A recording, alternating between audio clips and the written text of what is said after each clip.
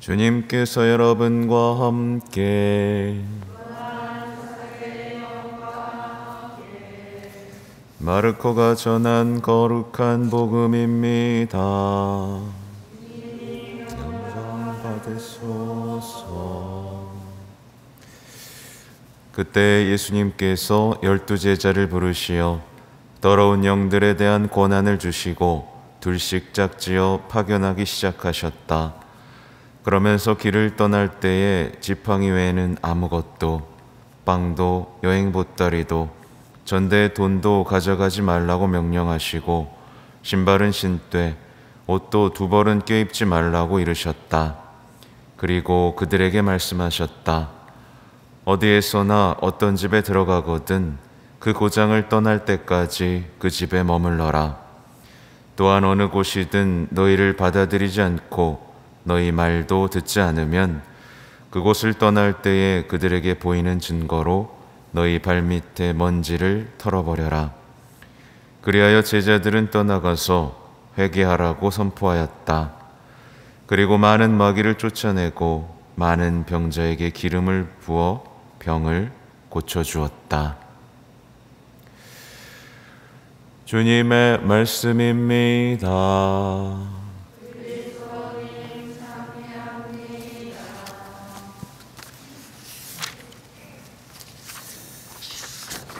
전미예수님, 네, 명절 잘 보내셨습니까? 네, 진짜요? 명절이 끝나고 나면 어떤 이들은 하느님의 말씀 정말 지키길 잘했다. 내가 참고 살아가길 정말 잘했다. 그러면 정말 하느님 약속을 이뤄주시는구나. 축복 주시는구나. 이런 체험을 하면서 어떤 더 큰 믿음으로 나아가요. 여러분 여기 속하세요?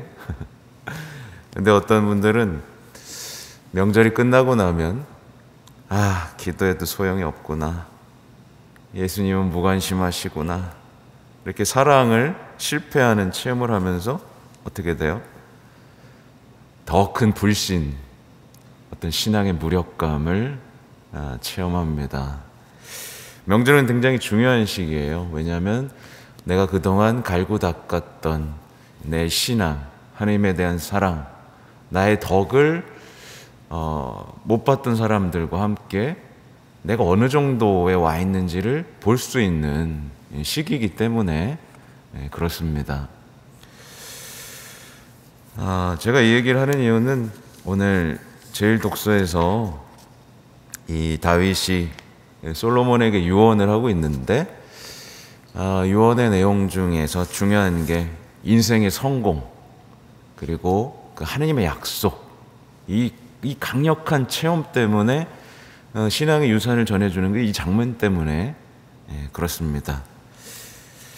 여러분들 이렇게 자녀들에게 말씀하실 수 있겠어요? 야, 얘야, 이렇게 하면 너 성공할 거야. 에미도 성공했거든. 이렇게 하면 반드시 하나님의 약속을 지켜주실 거야. 에미도 체험했거든. 이렇게 말씀하실 수 있겠어요? 체험을 하셔야 됩니다. 안타깝게도 근데 많은 분들이 실제로 그래요. 어떤 신앙의 무력감, 또 패배, 약속을 지키지 않으시는 그런 하느님을 체험합니다. 이유가 뭘까요? 이유는 간단하죠. 여기 써 있습니다. 다 하느님의 규정, 계명, 법규, 증언을 지키고 사랑하면서 사는 것이 아니라 어떻게 해요? 미지근하고 타협하고 적당한 신앙생활,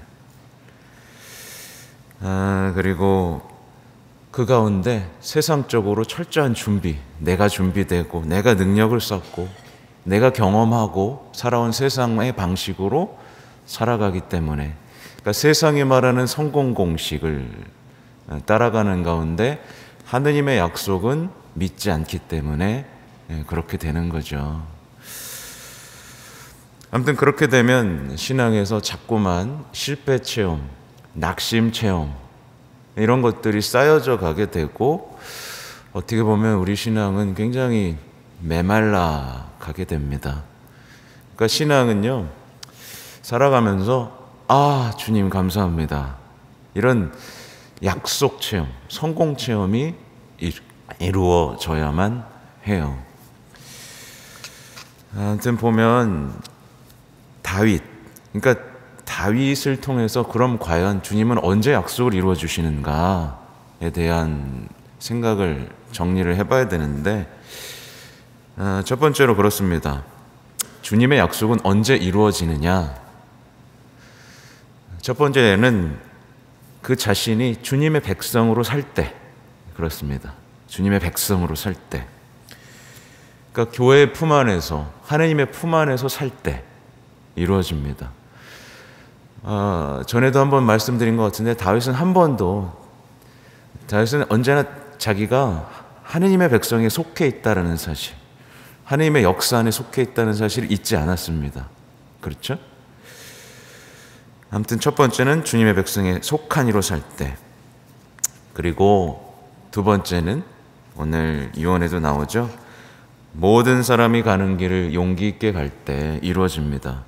이게 뭐냐면 주님과의 만남을 추구하고 영원한 생명을 추구하는 그런 어떤 영적인 투쟁의 삶을 살아갈 때 이루어진다는 것이고, 마지막이 제일 중요할 것 같습니다. 세 번째는 뭐냐면 자녀들에게 신앙의 유산을 물려줄 때 이루어집니다.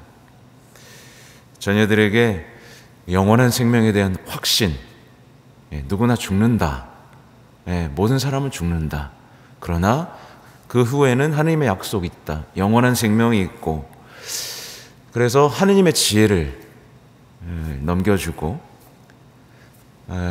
애미로서 살아온 신앙의 증거가 자녀에게 풍성한 신앙의 유산이 될 때 하느님의 약속은 이루어지는 거죠. 아직 늦지 않았습니다. 그죠? 아직 늦지 않았어요. 우리에게는 얼마든지 신앙을 체험할 기회가 널려 있고 신앙의 성공 체험을 할 기회가 지금 계속 주어지고 있고요. 그죠? 결국 하나님의 약속을 체험한다면 우리는 단 3일 만에 부활하신 예수님처럼 우리의 자녀에게도 예수님을 물려줄 수 있는 거예요. 그렇죠? 아무튼 이와 관련해서도 복음도 이와 비슷합니다. 어떻게 보면 예수님께서는 제자들에게 굉장히 구체적인 복음 선포의 지침을 주시죠. 가라. 갈 때는 뭘 가지고 가라. 근데 복음 선포가 안 되면 이렇게 해라. 다 알려주십니다. 왜 이렇게 하시는 걸까요?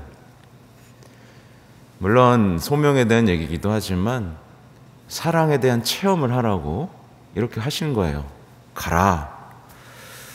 지팡이에는 아무것도 지니지 마라. 왜냐하면 다 갖추고 나면 사랑 체험을 못 하잖아요. 그죠? 내가 다 돈 벌고 보험 들고 안전장치 다 하고 인생을 살아가면 주님을 체험할 기회가 없습니다. 근데 그거 내려놓고 전 주님께 의탁하고 복음대로 한번 살아보겠습니다 라고 하면 신앙 체험이 반드시 있겠죠. 그 사랑의 체험을 하는 겁니다. 그리고 어떻게 해야 되는지, 그러니까 분명히 거절당할 것이라는 것까지 다 말씀을 해주시는 거예요. 너희도 나처럼 거절당할 것이다. 근데 실망하지 말고 어떻게 하라고요? 발밑에 먼지 털고 그냥 가라. 그런 건 상관하지 마라 하면서 쭉 이제 인생에 성공하는 법, 그러니까 하나님의 약속은 이런 식으로 이루어진다는 어떤 특별한 지침들을 우리에게 주고 있는 것이죠. 그래서 정리해보면 그렇습니다. 좋은 그리스도인들은요, 인생을 살아가면서 하나님께서 주신 권한을 행사합니다. 특별히 더러운 영들에 대한 권한, 여러 가지 은사를 사용하면서 살아가죠. 그리고 반드시 좋은 그리스도인은 복음을 선포합니다. 복음을 선포해요. 그러면서 약속하시는 하느님의 사랑을 체험하고 그 사랑을 체험하는 가운데 믿음을 성장시킵니다. 이게 좋은 그리스도인이에요. 근데 나쁜 그리스도인이 있습니다. 나쁜 그리스도인. 파견해도 안 갑니다.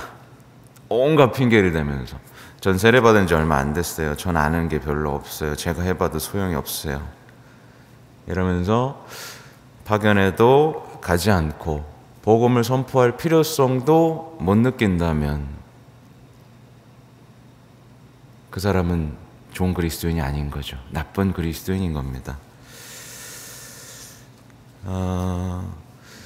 안타깝게도 제가 보면 복음 선포는 그리스도인의 소명이죠. 그죠? 소명. 근데 이 소명을 잊고 살아가는 분들이 계세요. 근데 소명을 잊으면 주님과의 관계가 틀어져 버립니다. 그죠? 우리 미사 끝나면 가서 복음을 전합시다 하잖아요. 이거 안 하면 주님과의 관계는 틀어져 버려요. 왜냐하면 주님의 명령이거든요. 그죠? 아무튼 제가 이미 다 말씀을 드렸어요. 쭉 적어놓긴 했습니다. 교황님께서 이런 말씀을 하셨어요. 복음을 선포하고 예수님을 선포할 필요성을 느끼지 못하는 세례받은 사람은 좋은 그리스도인이 아니다. 스승님께서는 짐 없이 자유롭고 민첩하게 특혜 없이 주님에 대한 사랑을 신뢰하면서 사랑의 그분의 말씀에 대해서만 강하길 원하셨다. 그리고 제자들은 모두 순례자이길 원하셨다. 예. 주님만이 내 삶의 주인공이라는 의식을 가지고 충실하게 선포하기를 바라셨다. 그리고 거부당하는 체험을 하기를 바라셨다라는 거예요. 복음 선포할 때 거부당하는 건 너무나 당연한 일이라는 거. 거기서 오는 나의 무력함, 가난함을 통해 주님께 더 큰 의지로 나아가는 체험을 하기를 바라셨다. 그렇게 우리가 성장하기를 바라셨다. 이거를 교황님께서는 말씀하고 계십니다. 그러니까 조금 지쳐 계시다면 한번 소명을 돌아보십시오. 나에게 주님께서 맡겨주신 사명, 특히 복음 선포가 내 삶에서 이루어지고 있는가? 나는 주님의 말씀대로 하면서 성공하고 있는가? 내 삶에는 어떤 주님의 약속들이 이루어지고 있는가? 이것들을 돌아본다면 우리의 신앙은 결코 슬프거나 패배하거나 무력감에 멈춰 있지 않게 될 것입니다. 또 오늘 파견된 삶을 살아가는 오늘 되시기 바랍니다. 아멘.